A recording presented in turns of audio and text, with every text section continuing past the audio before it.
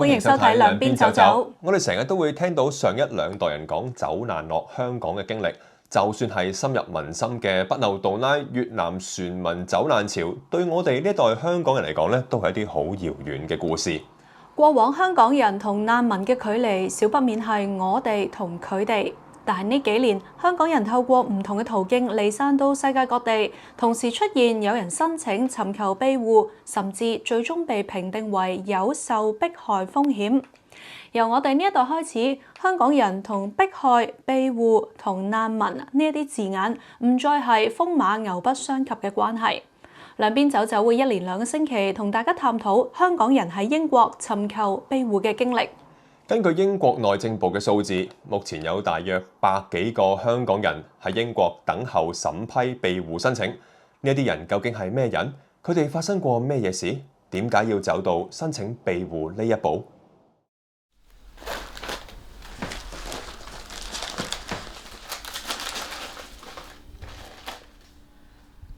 呢個係我以前中心經理送俾我嘅，喺我臨走之前。係啊，經理，我不想努力了。我都好掛住你啊，姑娘。呢個都係我由香港去台灣，台灣再跟到我嚟呢度。佢哋就想話俾我聽咧，We are linked。係啦，我哋係連成一線。見到呢個啦，其中一個朋友嗰陣，我喺香港走嘅時候，佢又嚟送我機咯。我都覺得好有意義啊！尋光的人，希望我哋都揾到我哋嘅光。Natalie 喺香港讀完大學後，做咗幾年社工。2019年反修例運動期間，因為暴動罪被捕。之後雖然成功踢保，但到咗2021年中，因為擔心再度被捕，決定離開香港到台灣，一心諗住以專案嘅形式喺台灣攻讀碩士課程。後嚟又覺得好難喺台灣攞到長期居留身份，所以決定過嚟英國。不過由於佢冇 BNO 護照，唯有喺入境時申請庇護。好深刻啊！我嗰個片段我都仲好記得㗎，排隊啦，喺度排，到我自己啦，咁攞個特區護照啦，咁跟住佢就會問你入境嘅原因啦，咁樣，咁我嗰下咧，我就即係個腦好似空白咗幾秒，跟住我就同佢講我係 claim asylum 咁樣，咁跟住咧，佢望住我，跟住我嗰刻我就唔知點解啲眼淚就流咗出嚟啦，咁樣有啲彷徨，唔明白自己點解會經歷到呢一刻嗰種感覺咯，所以就嗰刻就好多嘅情緒就湧出嚟，咩都有啲咁樣，所以就忍住喺個 office 上面前喊咁樣咯。我都係流眼淚嘅，即係我唔係大喊嘅，冇嚇親嘅應該。治安咩？治安地鐵站嗰度。Natalie 以尋求庇護者嘅身份入境之後，住咗喺反修例運動期間認識，透過 BNO 簽證計劃嚟咗英國嘅 Leslie 屋企10個月，今年初先至搬出嚟住。佢嚟到啦，其實前路真係茫茫嘅。雖然就算我哋有個地方俾佢住食，係唔需要擔心，對佢嚟講真係一個無止境嘅期待。因為冇身份啦嚟到。我亦都知道，聽到話好多申請做政治庇護嘅人，佢哋花上可能係最少1年半，甚至乎2年或者更多嘅時間，先至有一個 interview 完之後，又未必一次過得，咁又要上訴，咁可能要3年至4年都唔出奇，咁佢就更加迷茫。如果佢真係嚟到係冇人支援、冇人幫嘅，或者陪住佢行呢一段咁嘅路嘅，我相信真係有機會。如果嗰個意志係薄弱啲，真係會崩潰都唔出奇。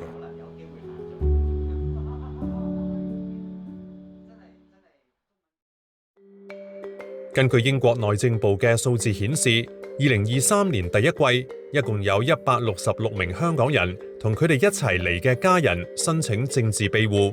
呢166個等候庇護申請結果嘅香港人當中，超過80%等咗超過6個月。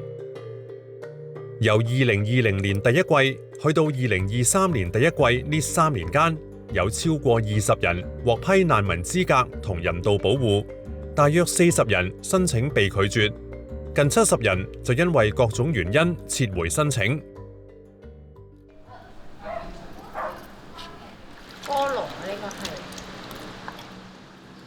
Natalie 嚟咗英國1年零4個月，至今未有面試機會。喺等待審批期間，佢唔可以工作，所以一有時間就周圍去做義工。好似呢個專門服務香港人嘅 Sunday Cafe， 佢每次都會嚟幫手。Sunday Cafe 其實主要就係所有嘅香港人都可以嚟咯，但係當然當中都包咗好多 BNO 同埋Asylum Seeker都會想過嚟，可以好似有少少圍爐傾偈嘅感覺。Michael，can you help me to set up this？ 我哋好多時候咧喺呢度生活都未必會成日都提住呢個身份，即係好似太獨特，太好似有呢個異類咁樣，同大家唔同咁樣咯。所以我諗除咗我啦，其他朋友都未必會成日提住自己同其他人有咩唔同咯。接翻兩隻龍係嘛？幾隻龍啊？應該好難打呢對。我係覺得自己喺呢個等待 Asylum 身份嘅過程其實好漫長。如果你想象下，可能我要喺度等2年，但係如果2年我都唔知做咩好，病埋咗屋企，其實你會覺得個時間好似你浪費咗啊！參與所有嘅義工活動嘅時候，我又可以見到大家喎，大家可以 update 下大家近況啦。咁同埋如果我哋大家都面對緊同一樣嘅階段或者要做嘅嘢，咁我哋真係可以分享到啊，究竟要點做㗎？有啲咩要 prepare 㗎？其實係好好嘅，即係我哋好似有一個互助嘅網絡喺度咁樣咯，所以係我覺得係好有意義嘅。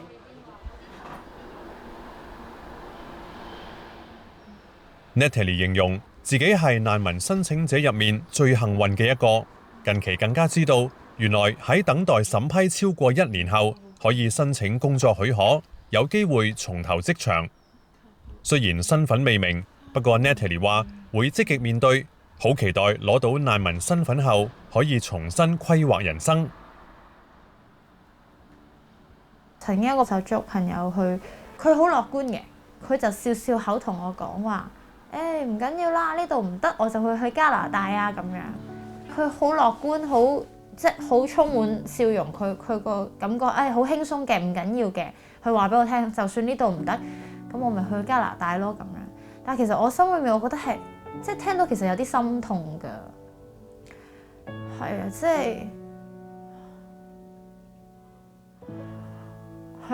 即係冇諗過係咯，大家要咁樣去安慰自己或者安慰身邊嘅朋友，就係同佢講呢度唔得，呢度嘅申請唔順利，咁咪再去一個新嘅地方去再試啦咁樣。所以我感覺係。其實唔係，我哋屋企喺香港，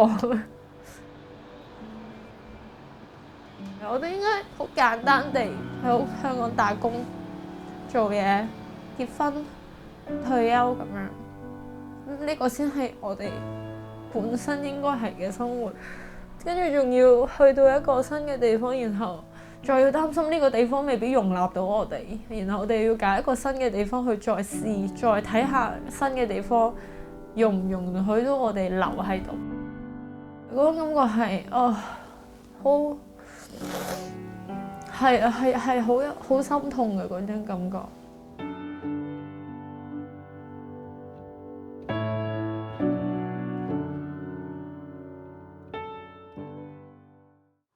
呢幾年有超過14萬香港人透過 BNO 簽證計劃嚟到英國。呢個計劃初時被批評將冇 BNO 護照嘅年輕人拒諸門外。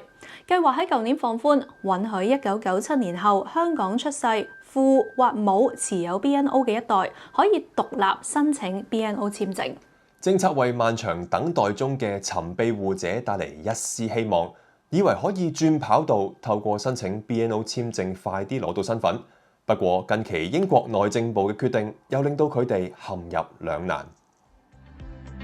英國政府喺2022年11月底宣布放寬 BNO 簽證申請資格，對唔少1997年後喺香港出生嘅一代係一個好消息。但對於目前喺英國申請政治庇護嘅年輕人，佢哋嘅前景就加添咗唔明朗嘅因素。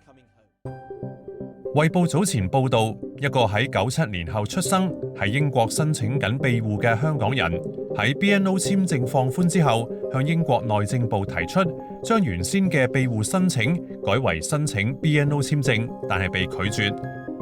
原因係取消庇護申請會令到佢被視為預期居留，唔可以申請 BNO 簽證。呢個申請者目前提出就 BNO 簽證被拒嘅上訴，需時6個月或更長時間。佢擔心一旦上訴被駁回，就會面臨遞解出境。內政部拒絕評論衛報呢個個案。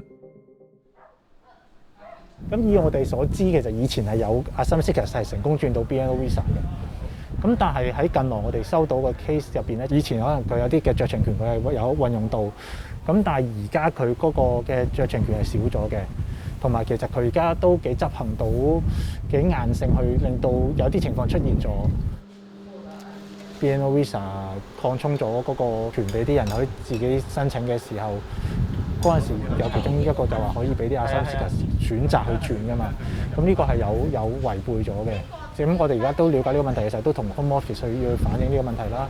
咁其實佢哋知道咗之後，都意識到有呢樣嘅矛盾喺當中。Tom 係港援嘅成員，港援係英國註冊嘅非營利機構，專門協助同支援喺英國申請政治庇護嘅香港人。Tom 話：目前收到4個呢類個案，已經向內政部反映，亦都呼籲申請緊庇護嘅香港人喺內政部有進一步指示前，繼續留喺申請程序中。即係我哋都想佢加快去處理，咁但係佢就只係可以話啊，佢哋會睇下點樣去做啊。應承暫時應承我哋話，而家呢一批由我哋去同佢哋講咗嘅呢批 case 呢批嘅手足咧，佢唔會即刻拒絕佢㗎啦。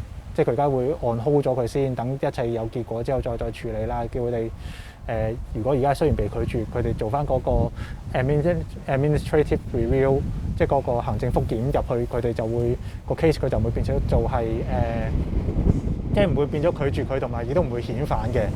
咁呢個就係我哋而家暫時同佢哋即係處理到嘅嘢啦。目前有166個等待審批政治庇護嘅香港人。呢幾年審批申請嘅時間一般需時1到3年。Tom 話：明白英國同時正面臨大量烏克蘭、非洲同阿富汗難民湧入嘅問題。不過佢哋亦都向內政部表達加快處理香港人嘅申請。佢哋都係一路有啲唔同嘅 feedback 啦，包括咗有啲又話今年內我哋會希望處理晒呢啲嘅Asylum Seekers嘅問題啦，咁樣。咁但係好坦白講句，而家都已經係就嚟7月啦，已經7月啦。咁而家已經係即係講真，而家已經係7月時間，我哋又覺得啊，咁佢剩翻呢半年裏邊，佢係咪真係解決得晒咧？最長以我所知，由2020年嘅都仲有人等緊嘅。咁2021年嘅就好大個，好多人等緊嘅啦，即係都差唔多兩年時間都有。對於將來嗰種唔確定性咧，其實幾困擾佢哋嘅。即係一日嗰個身份未確定嘅時候咧，好多時佢哋都唔夠膽去作啲乜嘢嘅計劃。要喺英國成功申請庇護，取得難民資格，必須符合1951年難民公約定義。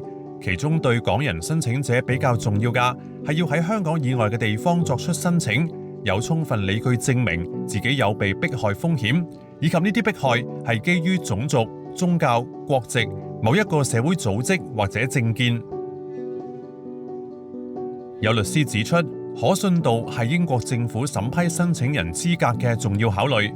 若果申請人冇喺可行嘅最早時間提出庇護申請，喺英國政府而言，佢哋可信度就會下降，對佢哋嘅申請構成影響。另外係點樣證明自己有被迫害嘅風險？英國政府關注嘅係申請人可能面對嘅生命、自由、人權嘅嚴重侵害。基本上，越高調嘅政治人物越容易得到庇護，其他人就要提供相關證據，包括官方信件、組織會員證、政治傳單、社交平台貼文、相片等等。形形色色嘅入境居留計劃，唔同經歷嘅庇護申請，加埋今屆英國政府仲想控制外來人口，相關政策不斷改變。作為新興嘅申請群體，香港人喺英國申請尋求庇護，難度有幾大？下個星期我哋會繼續探討。